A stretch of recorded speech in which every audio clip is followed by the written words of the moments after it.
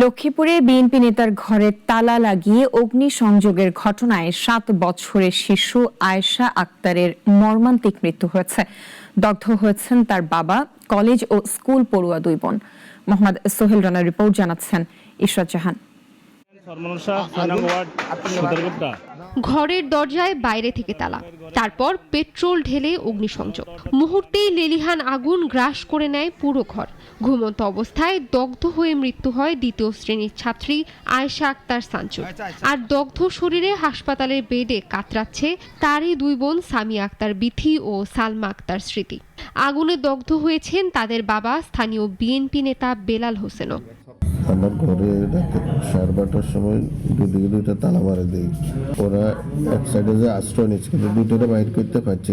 পুরো ঘরে তৎক্ষণাৎ আগুন লেগে গেছে। পুরা 5 মিনিটের মধ্যে পুরো ঘর জ্বলে যায়। শুক্রবার রাত 12:30টায় ভবানীগঞ্জ ইউনিয়নের চরমনসা এলাকায় এ ভয়াবহ অগ্নিকাণ্ড ঘটে। আগুন লাগানোর অভিযোগ উঠেছে দুর্বৃত্তদের বিরুদ্ধে। এটি নিছক কোনো দুর্ঘটনা নয়, বরং সুপরিকল্পিত হত্যাকাণ্ড বলে দাবি পরিবার ও স্থানীয়দের। দুয়ারে উঠি যায়, রুম সব জ্বলি গেছে, সব ফাঁপা করি, ওই মিটার বন্ধ করি আইসাই দেন, আর কিছু নেই, আর কিছু দেই না।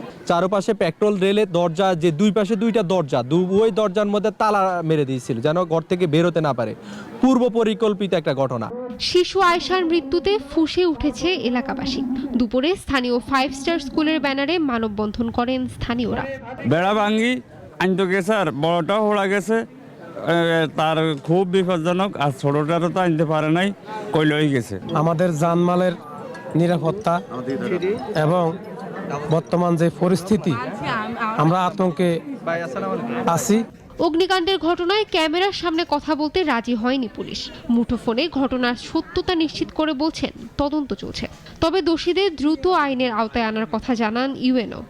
এটা আসলে আরো একটু অধিকতর যাচাই বাছাই করে এটা নিশ্চয়ই করা হবে। অগ্নিকাণ্ডের ঘটনায় আতঙ্ক বিরাজ করছে পুরো এলাকায়। ঘটনার রহস্য উদ্ঘাটনে কাজ করছে প্রশাসন। দোষীদের দ্রুত গ্রেফতার ও দৃষ্টান্তমূলক শাস্তির দাবি জানিয়েছেন স্থানীয়রা।